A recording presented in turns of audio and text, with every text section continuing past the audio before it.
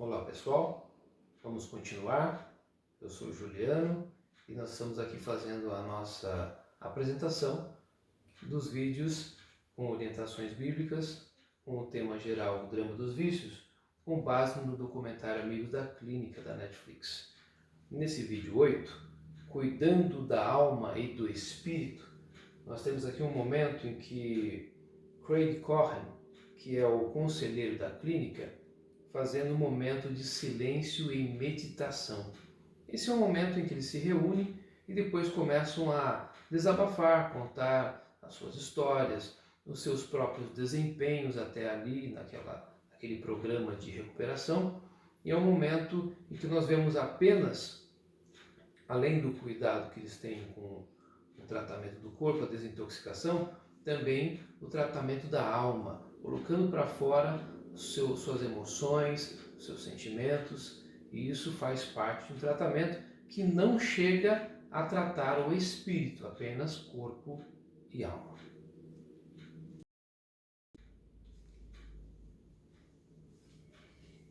Vídeo 8: Cuidando do corpo e da alma.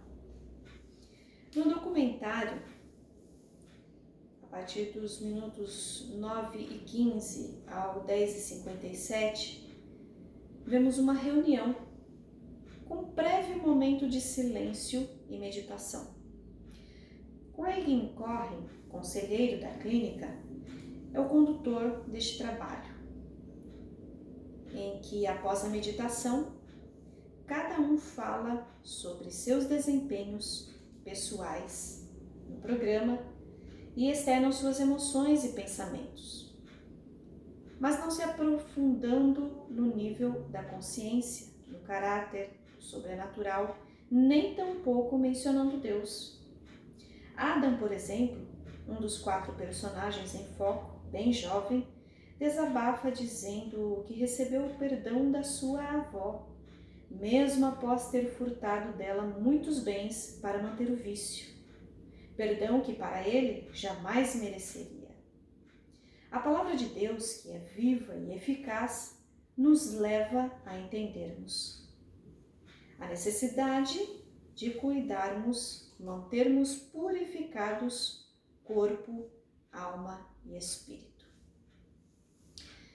O corpo e a alma.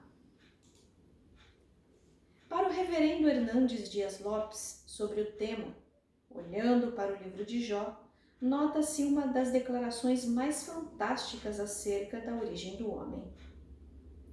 O Espírito de Deus me fez e o sopro do Todo-Poderoso me dá vida. No livro de Jó, capítulo 33, versículo 4. O nosso corpo tem 2 componentes bem distintos. Fomos feitos do barro e recebemos vida pelo sopro de Deus. Assim somos corpo e alma. Nosso corpo, feito pelo Espírito de Deus, é uma máquina supermoderna. A mais sofisticada tecnologia jamais concebeu algo tão extraordinário. A mente mais brilhante jamais criou algo tão sublime. Somos um prodígio do Criador. O homem não é singular apenas pela beleza inefável de seu corpo, mas também e, sobretudo, pela sua semelhança com o Criador. Essa semelhança não é física, pois Deus é um ser espiritual. Essa semelhança é moral e espiritual. Temos consciência e relacionamos-nos com Deus, o Criador. Podemos amá-lo e glorificá-lo. Podemos buscá-lo em oração e devotarmos-nos a Ele em sincera e profunda consagração.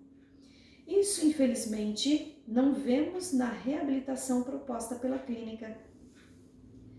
Nosso corpo tem cerca de 60 trilhões de células vivas e em cada uma há 1,70 m de fita DNA, onde estão gravados e computadorizados todos os nossos dados genéticos, como a cor da nossa pele, a cor dos nossos olhos e o nosso temperamento.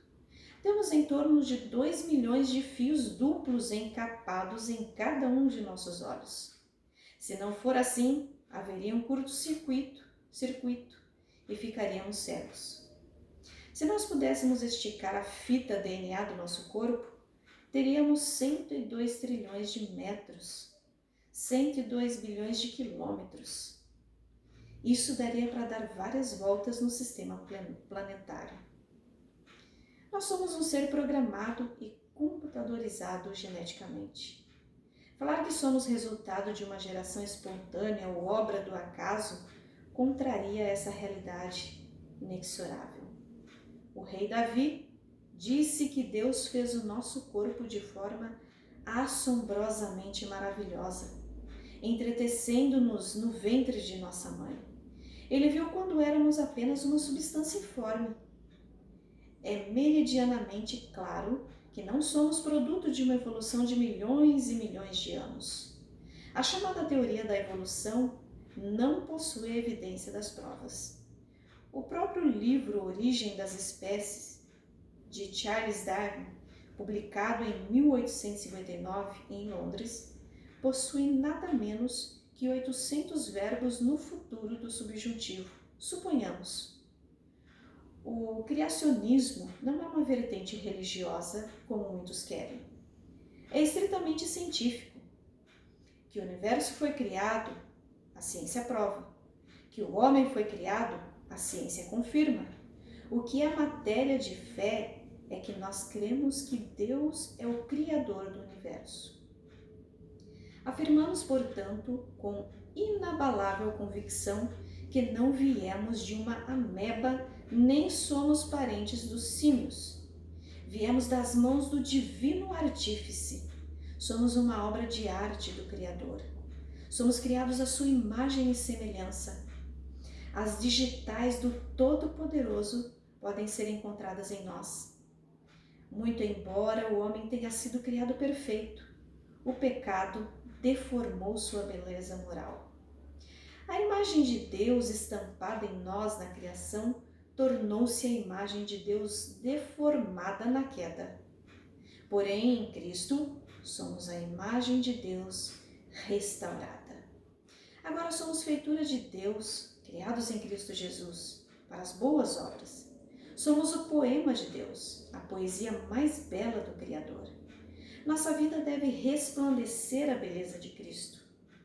A face do Filho refletida em nós, pelo poder do Espírito Santo, deve resplandecer a glória do Pai. Somos uma obra de arte na criação e uma obra da graça na redenção. Fomos feitos perfeitos na criação e declarados perfeitos na redenção. O homem por inteiro, corpo e alma, procede de Deus e só encontra sentido na existência quando se volta para Deus. Diante das definições do corpo e da alma, podemos levantar a questão: e o espírito? Ora, o espírito é parte do ser humano voltado para o seu Criador. É a plataforma que recebe Deus. O espírito define as grandes influências da nossa vida.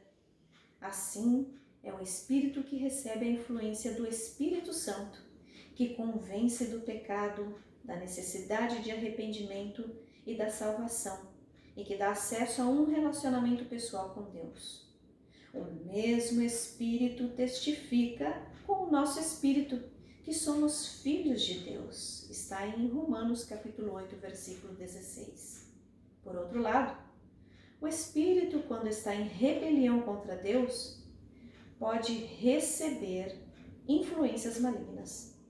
Quando o espírito está afastado do Espírito de Deus, é como se estivesse morto, porque Deus é a fonte de toda a vida. Só podemos conhecer Deus espiritualmente, e o verdadeiro louvor vem da ligação do Espírito com o Espírito Santo.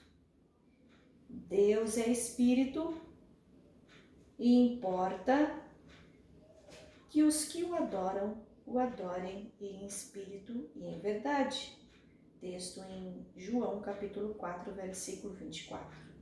Portanto, mero momento de silêncio ou qualquer outra técnica de meditação não resolve o problema dos vícios, nem mesmo a sessão de desabafos e autoavaliações.